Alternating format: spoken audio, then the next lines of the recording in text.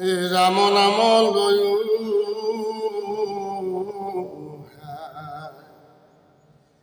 আলাপন পৰ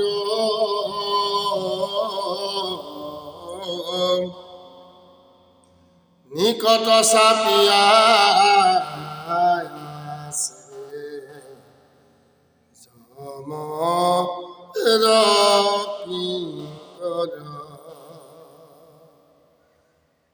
নিকট সাপিয়া জমৰ কিঙ্কৰ। সাধু সমস্তলৈ সেৱা জনাই মহন্ত বীৰেশ নামৰ এই চেনেললৈ স্বাগতম জনাই আজি আমি ভাগ নম্বৰ 129লৈ আগবাঢ়িছোঁ। এই ভাগ নম্বৰ 129ত আমি আপোনাক সকলোৱে আগবঢ়াম দুফাকি ঘোষা। সেই ঘোষা নম্বৰ হৈছে 439 আৰু 440। সাধু সমস্ত এক মনে একচিত্তে শ্ৰৱণ কৰক ঈশ্বৰ কৃষ্ণৰ গুণ খন্তেক সময় উলিয়াই। বাকী দৈনন্দিন জীৱনৰ নিজৰ কৰ্ম 24 ঘণ্টাৰটো আমি নিজৰ জীৱনৰ ভোগবিলাসৰ প্ৰতি আকৃষ্ট হৈ ব্যস্ত হৈ থাকোঁ। 125ত আহি উপনীত হৈছোঁ। নিমিত্তমান আপুনি 10-15 মিনিট ঈশ্বৰৰ হৈ সময় দিয়ক।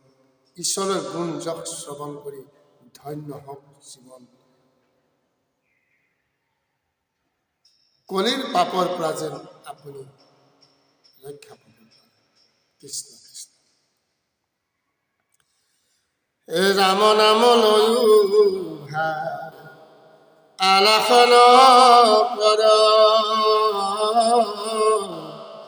নিকট চাপিয়া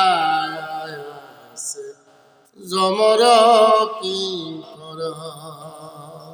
এলাহ নকৰি সদায় ৰাম নাম লোৱা হে মনুষ্য, কিয়নো যমৰ আদেশত যমৰ কিঙ্কৰ সকল তোমাৰ কাষ চাপি আছে। এই জগতৰ সকলো প্ৰাণীয়েই যমৰ অধীন। যমৰ আজ্ঞা অনুসৰি যমদূতসকলে জীৱক ধৰি নি কঠোৰ শাস্তি ভোগায়। কিন্তু হৰিৰ কৃপা মিলিলে যমৰ দূত ওচৰো নাচাব। এই কথা মনত ৰাখিবা। সেই ক্ষেত্ৰত যমদূতসকলৰ ওপৰত যমৰ নিষেধাজ্ঞা আছে। কি আছে? কীৰ্তনত কৈছে, বৈষ্ণৱক দেখি অন্তৰি পলাই ভয়ে চপৰা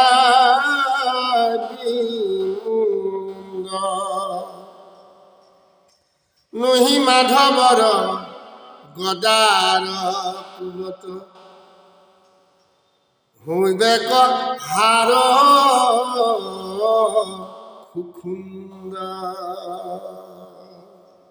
সেইবাবে মহাপুৰুষ জনাই জীৱক একান্ত শৰণে কীৰ্তন কৰি যমৰ কিঙ্কৰ দায় মুক্ত হবৰ বাবে উপদেশ দিছে। সেই তাকে কৈছে যে ৰাম নাম লয়ু ভাই আলাস নকৰি। ভাই বুলি সম্বোধন ধৰি নিজৰ মনৰ মন ভাই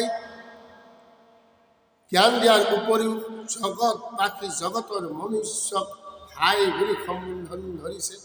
কিয়নো সমস্ত জীৱৰ ঈশ্বৰ স্বৰূপে হৰি সৰ্বঘতে বৈধ্য জৈষ্ণু ভগৱান ব্যাপী, অৰ্থাৎ যিজন ঈশ্বৰ কৃষ্ণ মোৰ হৃদয়ত আছে সেইজনেই সমস্ত জনৰ হৃদয়ত আছে। সেইটো কাৰণে ভাই সম্বোধন কৰি কৈছে যে হে মন ভাই, বিষয়ৰ বাসনাৰ প্ৰতি আকৃষ্ট নহৈ ঈশ্বৰ সেৱাৰ প্ৰতি তুমি এলাহ ভয় ত্যাগ কৰি ঈশ্বৰৰ নাম লোৱা চাবা।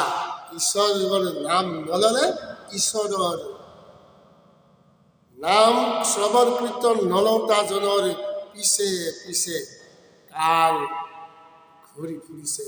সেই কালৰ পৰা হাত সাৰিবৰ কাৰণে কেৱল ঈশ্বৰৰ নাম, কেৱল ঈশ্বৰৰ নাম। এতিয়া ঘোষা নম্বৰ 440 আগবাঢ়িছো। কৃষ্ণ কথা শুনে গাৱে যিটো শ্ৰদ্ধা কৰি,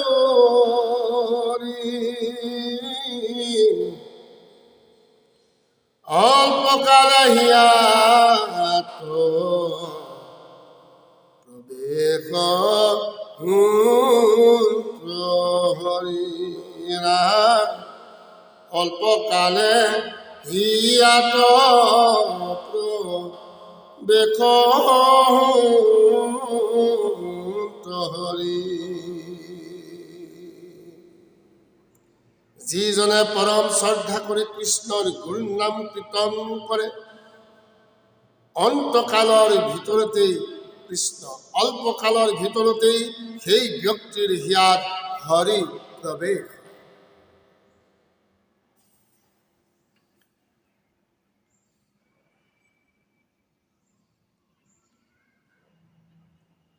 ইয়াৰ পৰা আমি কি বুজিছো? যে যিজনে ঈশ্বৰ কৃষ্ণৰ চৰণত একনিষ্ঠভাৱে শৰণাপন্ন হৈ ঈশ্বৰ কৃষ্ণৰ গুণ নাম শ্ৰৱণ কীৰ্তন কৰিলে, সেইজনৰ হৃদয়ত ঈশ্বৰ কম সময়ৰ ভিতৰতে প্ৰৱেশ হয়। এইটো কেনেকুৱা কথা? যিহেতু নেকি বহুত স্থানত আছে ঈশ্বৰ স্বৰূপে হয়, সৰ্বঘতে বৈধ যে ঈশ্বৰ সমস্ত হিয়াতে আছে, কিন্তু ঈশ্বৰে যেতিয়া সমস্ত হিয়াতে আছে, আকৌ যে নাম ল'লেহে হৃদয়ত প্ৰৱেশ কৰিব, ইয়াৰ তাৎপৰ্য পৰমাৰ্থ তত্ত্ব।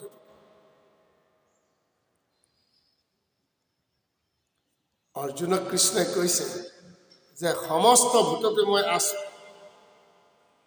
ব্যাপী আছো মই হৰি। মই সমস্ততে ব্যাপী হৈ আছো, কিন্তু সমস্ততে মই নাই। দূৰতো বিদূৰ হ'ল হৰি, যে মই দূৰত থাকিও বিদূৰ হওঁ, কিন্তু হৃদয়ত থাকিও মই দূৰ হওঁ। অৰ্থাৎ যিজনে ঈশ্বৰ কৃষ্ণক চিনি নাপায়, সেইজনৰ হৃদয়ত ঈশ্বৰ কৃষ্ণই যিটো তেওঁ ঈশ্বৰত্ব গুণ প্ৰকাশ হ'ব লাগে, তেওঁৰ পৰা সেইটো প্ৰকাশ নহয়। সেইটো তেখেতে মায়াৰ জনিত কৰ্মতেই সেইজনে ৰতি প্ৰীতি কৰি থাকে, ঈশ্বৰক দেখা নাপায়।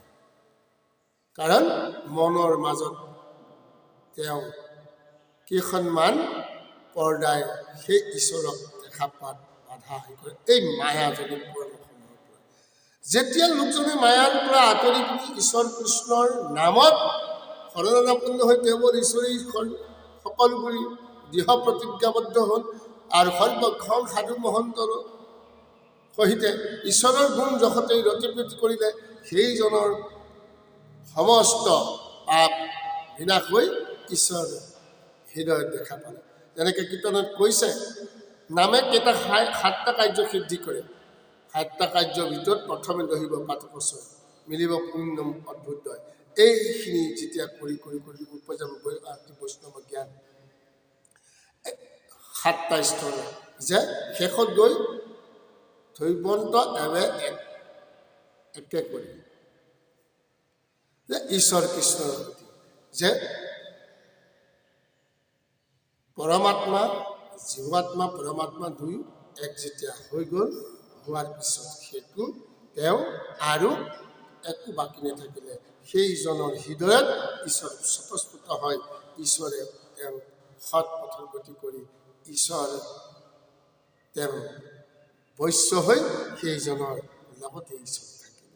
এই ঘোষাখনত শাস্ত্ৰই কৈছে, সমস্তৰ পানীৰে হৃদয়ত হৰি বিৰাজ কৰি আছে, কিন্তু ভক্তিৰ অভাৱত জীৱই সেই হৰিৰ অস্তিত্ব উপলব্ধি কৰিব নোৱাৰে। দশম স্কন্ধত তাতে কৈছে, যেহেন ব্যাপী বহনি আশ্ৰয় কাণ্ঠত হৰিখন বিনেনো কদাপি বেকত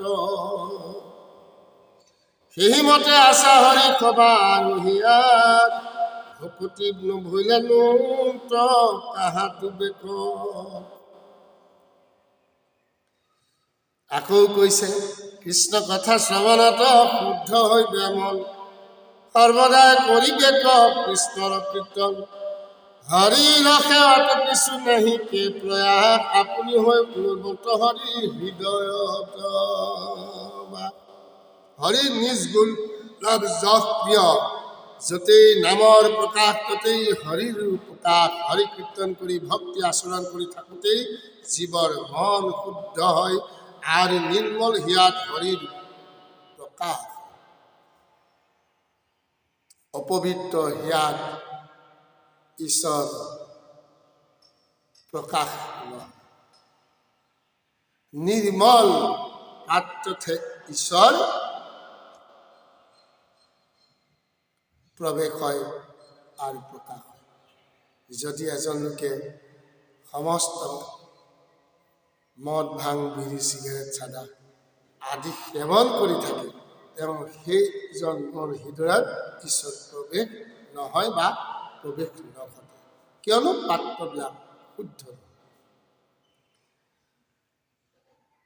সেয়েহে এই ঘোষাত মহাপুৰুষজনাই আন সকল উপায় ত্যাগ কৰি কেৱল হৰি কীৰ্তন কৰি থাকিলেই অল্পকালৰ ভিতৰতেই জীৱৰ হিয়াত প্ৰকাশ হ'ব বুলি জীৱসমূহক উপদেশ পাৰি কৈছে। কৃষ্ণ সাধু সংস্থা আজিলৈ